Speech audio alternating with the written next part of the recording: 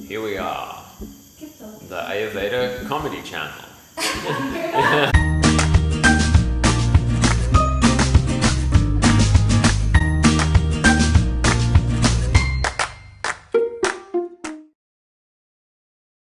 Hi, this is Zia and this is Kamana, and welcome to Holistic Nomads TV, where ancient wisdom and modern science can help you to have more clarity and energy in your life.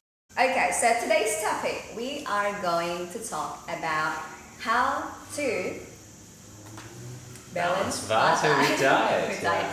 This is one of those questions that we got asked so freaking many times. People love to look at nutrition with Ayurveda. It loves to be their highlight. Or they just like to eat. Well, they like to eat, yeah. Me too. So, I'm going to hand it to Kimana as he will go through the first part of this class, which is the basic part. What is a dosha? Yeah. So just understanding these doshas first. One translation of dosha is a disease tendency. What is the tendency of imbalance or disorder that may take place within a certain body? So the direct translation of dosha is defect or fault, and it shows the highlight that the dosha system was designed to track the cause, to track the disease, to track the faults inside the body, the faults that cause imbalances. So there's a few different areas where the doshas present. They may present in the body types, our genetics. They may present in the season or the climate that we're surrounded is, that has disease tendencies. They also may present in foods and substances and many other areas. Yet this class we're going to look at foods and substances. Yeah. So what's the reason then? We just talked briefly at the beginning why we giving less emphasis on balancing the dosha through diet.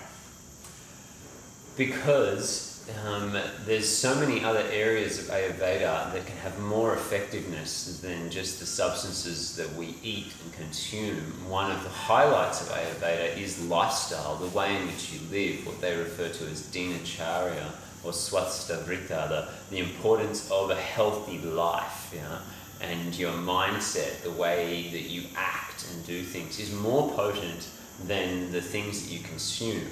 And when people are learning Ayurveda, they tend to micromanage foods the most. They're like, oh no, this food is not good for Vata, it's my body type. And then they try to completely avoid it, where it's about finding a balance between that. It's not about micromanaging. We all need so many different types of foods. And I don't necessarily think food is the best place to start learning Ayurveda. Yeah. I think lifestyle is the best place to start learning Plus, Ayurveda. you often mention that basically every one of us is a tridoshic human being. We have both, all of the Vata, Pitta and Kapha. We all have all of them within us, and we all experience all of them, not just as a body type, but over our day. Yeah. The time of day is a dosha.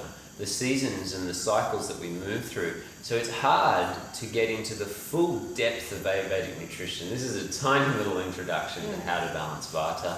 To really teach Ayurvedic nutrition properly takes many, many years. And I would say that I don't even master Ayurvedic nutrition yet, because we're looking at time of day, season, the place that the person's in and what foods are available or come from that place. And then the body type and who they are. Yeah. So focusing on the body type and who they are, I think, is really missing out on the depth of Ayurveda. We need to first learn about time. Yeah. We need to first learn about seasons and their relationships. True. So at the beginning, I was just a little bit briefly mentioning about Vata, Pitta, Kapha. Can you explain a little bit about the three dosha? Yeah, so these three doshas, Vata, Pitta, Kapha, like three ways to split all of creation. And they could split the body into body types, they could split food into food categories, they could split every part of life.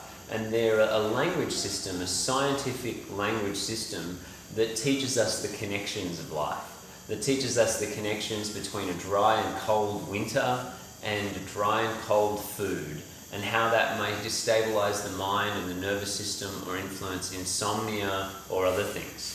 So it's a connective scientific language system that shows us the connections between all of life. And the reason we're going to focus on Vata, particularly within this, is because it tends to lead the other doshas. It's like the guiding influence throughout creation is influenced by Vata. It's first an imbalance or an impulse within Vata that will then influence the other doshas, Pitta and Kapha.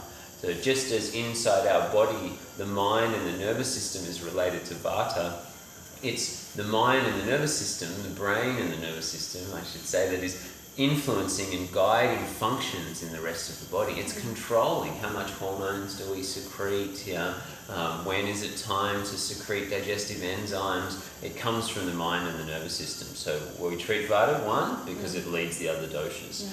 Two, because in the Charak Samhita, the oldest text on medicine that we have, some consider it the Bible of Ayurveda, they say there are 80 Vata imbalances, 40 Pitta imbalances, and only 20 Kapha imbalances. So more imbalances come from Vata. And the third reason for treating Vata is that it governs the old age period of life. So Kapha governs the beginning of life, disease tendencies are mucus and dampness. Pitta governs the middle of life, disease tendencies are heat in the blood, digestive imbalances, ulcers, skin conditions. Vata governs the later period of life, disease tendencies are wasting, emaciation, digestive imbalances from cold and deficiency, and bloating and gas, and lack of function, because the nervous system tends to destabilize in the later phase of life. So it doesn't matter if you are not necessarily a Vata body type, you still need to understand how to balance Vata with nutrition, because it's relevant to all of us. When we go through a loss or a separation or a trauma, this is the type of nutrition that would be grounding and stabilizing to the mind and calming.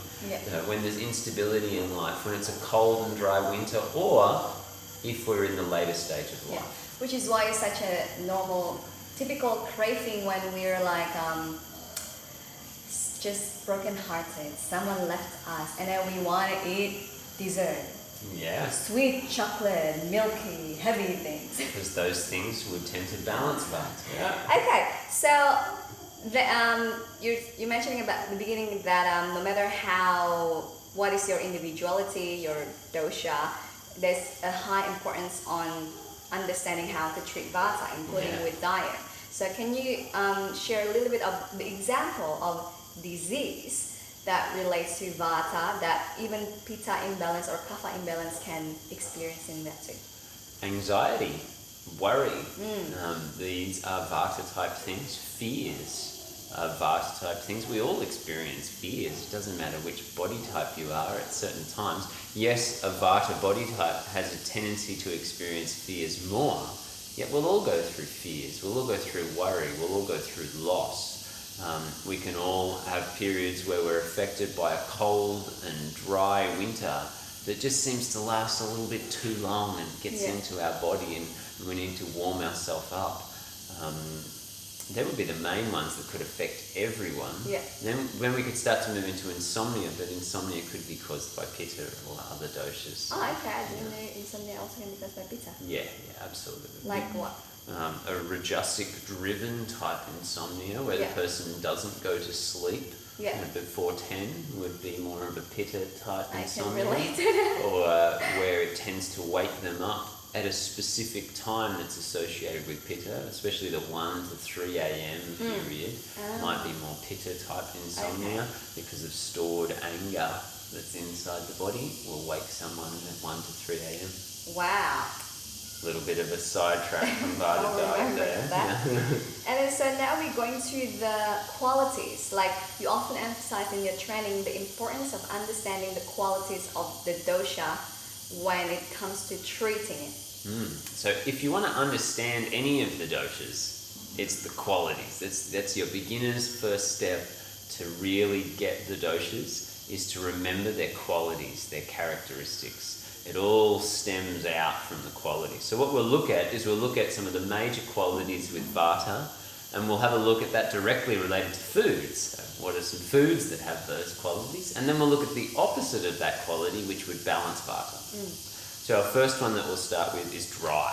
This is the most important quality to be aware of with Vata. It is the only dosha that has dryness to it. So Vata accumulates dryness much easier than other doshas. So foods that have dryness to them. Don't tell me! Corn is naturally a drying food. It means inside the body it sucks up the moisture and tends to dry the system. And then if we pop corn, then we've made a drying food even more drying. It's light and drying. So popcorn tends to be drying. It's why even to eat popcorn we normally put things on it like salt and butter, because just to eat it your body's already going, oh, that's so dry, I need to balance it with a little bit of oily or salt. Some people like crunchy things. That's right. Lots of Vata people love crunchy things. They're addicted to the crunchy. Crunchy, again, shows that Vata may be present in. I just want to share experience that last night I ate, what was that? Popcorn. And this morning I already had 2 poops and then my belly is just bloating still. There you go. Popcorn, bloated, dry. Another one is beans. Most legumes and beans tend to be drying to the system. Even just to cook legumes again, we need to soak them in water for a long period of time and boil them. They're quite dry, and dry foods often tend to cause gas as well. So beans and legumes often cause gas. Is that bean thing is because of the, what you call that, the protective layer outside of it that causes the gas? Like if that the husk taken off, will it be less? There's still a dryness to many beans. Like we take the husk off of a mung bean and it becomes less rough. Rough is another quality we'll get to soon. Yet the inside of the mung bean still tends to take up excess moisture from inside the body. Another drying food, coffee and black tea. Coffee and black tea are diuretics. They dry the system out and tend to dry the nervous system. Speaking from experience, I am glad I'm not a coffee drinker. And that's what is that? It's repelled me from the very beginning because it just makes my heart, I don't know, beat so fast and sweating and just... That's because it's dry and it has the mobile quality to it that creates speed and motion. We'll get to mobile in a moment. The balancing to dry is moisturizing, lubricating, things that have an oiliness to them. So this moisturizing, some examples are sesame oil or flaxseed oil. Most oils have a lubricating quality to them. And then rice is also lubricating and moistening. So many foods will have this moistening, lubricating quality to them. Light. The next quality is light. So something that is light is the opposite of something that is heavy. Light foods tend to be like alfalfa sprouts. They're really light. They're light to touch and pick up inside the body. Black pepper is quite light.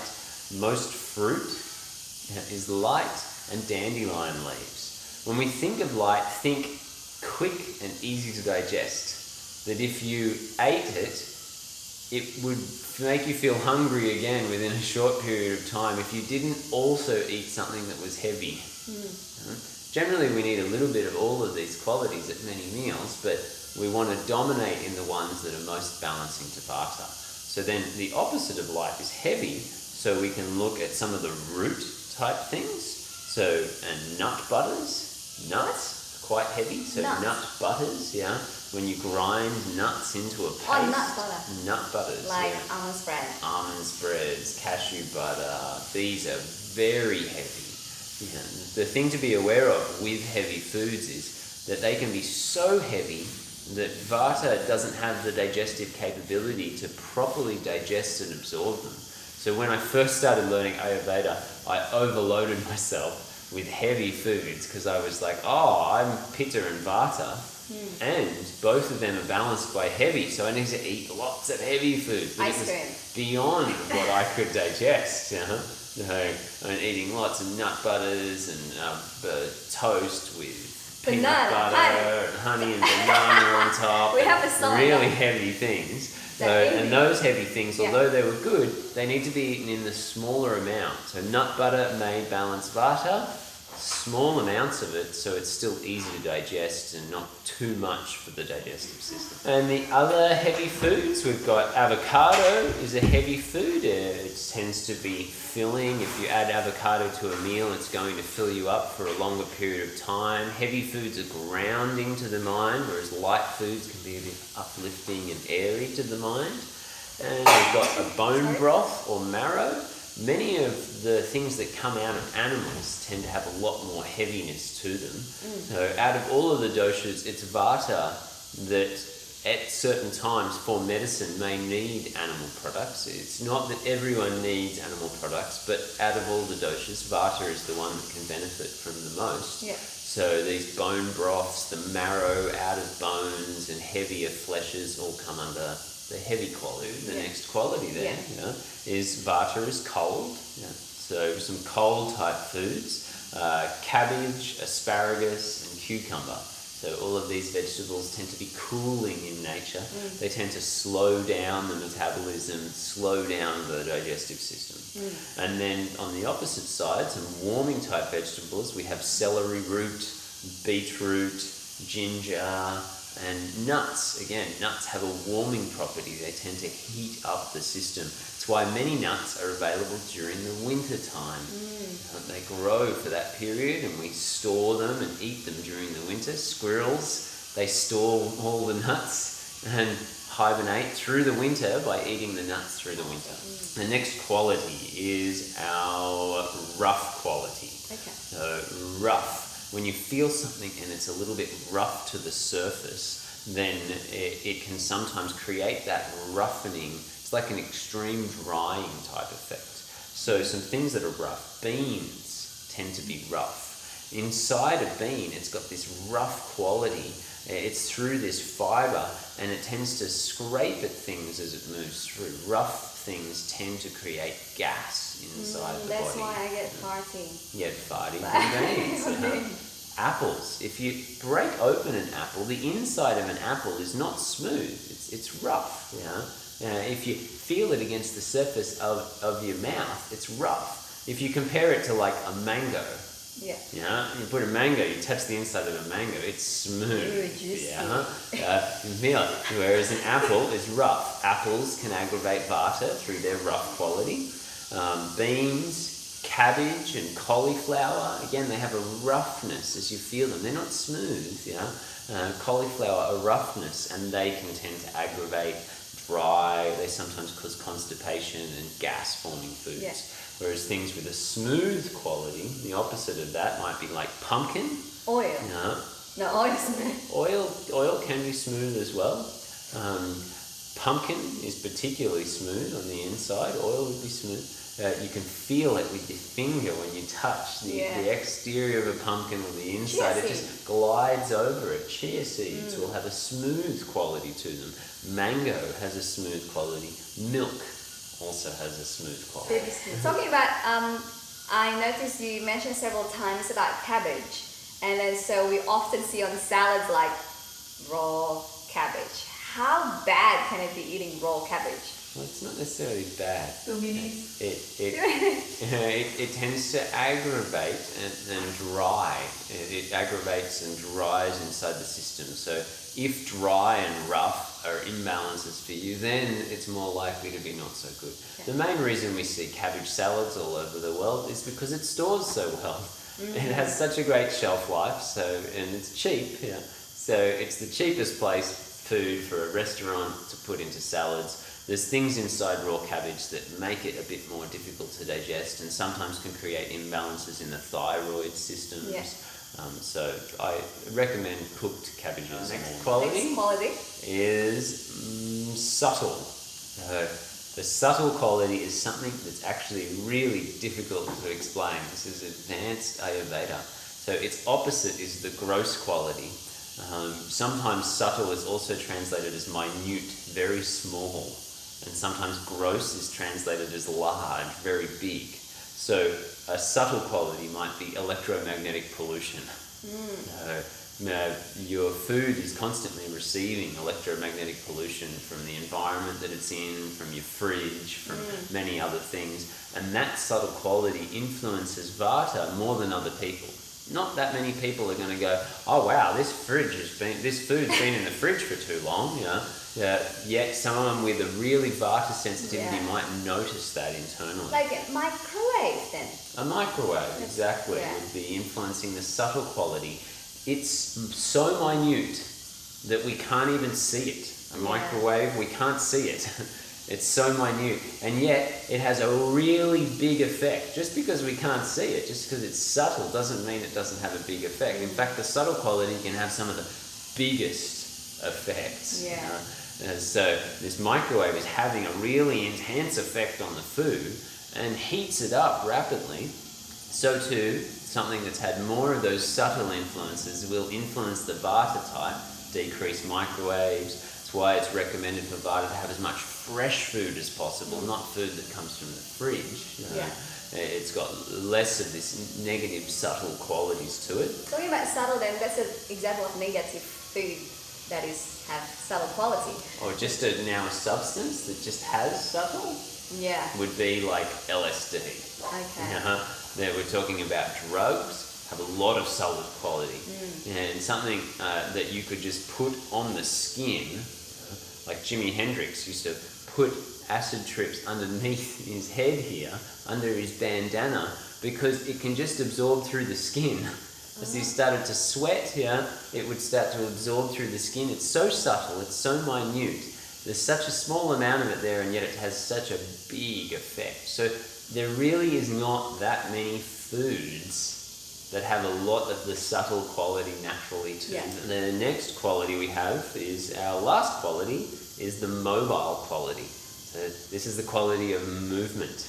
It goes in lots of different directions. And its opposite is stability or a lack of movement. So the mobile quality, things high in the mobile quality are like leafy greens. They grow in the wind. They're constantly moving as they go in the wind. And they have a little bit of that movement effect inside the body. Coffee is immobile. It creates mobility inside your bowels. It creates mobility in the mind. Let's go and let's do something. Chili is also of the mobile quality. Creates mobility inside the bowels. Makes you mobile, Makes you want to do things, run fast to the toilet, sweat mobile pouring off of you. It gives us a driven nature to the mind. And the opposite, foods with the opposite would be like potatoes, not mobile. They sit in the ground and they don't move anywhere. When they grow. You chop them up and you cook them and they're still a potato, even though you've cooked it for a while. It hasn't dissipated all over. If you put the leafy greens in there, they dissipated and moved everywhere. They didn't stay in the chunks of the potato. And what else have we got? Paneer, so like cheese. And this is the Indian type of cheese. I've specifically chosen paneer because it's not so heavy, like a really hard cheese. That's probably a really big example of the fixed quality, the opposite of mobile, but too hard to digest for Vata. So I've chosen paneer to express the solid that's still digestible, and pumpkin, also. So we already covered all of this quality. So in summary is, first of all, do not micromanage. Would you say that? Yes. Now start to learn these qualities and how they represent in all parts of your life. And I would focus more on how you are influencing the qualities. So like mobile. Are you running around all day long and doing things? Or do you spend time sitting still? That's going to balance Vata more than trying to figure out which are all the foods that are possibly mobile. What do you do? Heavy. Are you heavy in the way in which you move? Is the exercise you do heavy and slow, or is the exercise you do light and fast? Think of the qualities and how they apply to all areas of life and not just food. I also find it interesting, there is also Ayurvedic rules on how to eat. Not just what you eat, but how to eat. Like for example, you might eat the healthiest food, but then after that you exercise. But then after that you have a shower, and that can actually create toxin. Yeah, and this again comes under the dinacharya, the daily regimes, and how we behave, which is more important than what you eat. It's how you eat it. One Ayurvedic doctor, Dr. Rama Prasad, said, it's not what you eat, it's what you digest. Good. So in the future we will cover class about Ayurvedic rules on how to eat. Is there any question, Diana? I want to ask, let's say these people physically is more Kapha, but the mind is more Vata, and it's how you dominate the food you eat. That's a good question. So we're looking at whether or not the dosha is dominant in the mind or dominant in the body here. So physically, the mind is Vata. More Vata, and the body is more Kapha. So then we look at food as a priority to be treating the body. Yeah. And if we could, we would try to figure out specific quality of Kapha that is imbalanced in the body. And then we would use foods that are just addressing that specific quality. This becomes more important, the specific quality, when we have a mixed dosha, different doshas that we need to balance, because then we're not going to aggravate the other doshas so much by generally going, balance Kapha in the body. You go, which quality of Kapha? So was it the heavy quality or was it the stable? The stable quality can sometimes also cause laziness as well. So this stable quality in the body, we might look at leafy greens and the opposite, the mobile quality that's there, a little bit of chili, those things. And then to balance Vata in the mind, we'll look more at practices than we will at food. So when a dosha affects the mind, it's more about the lifestyle, it's more about the meditation, it's more about the self-talk, how you program your subconscious mind and the way you talk to yourself.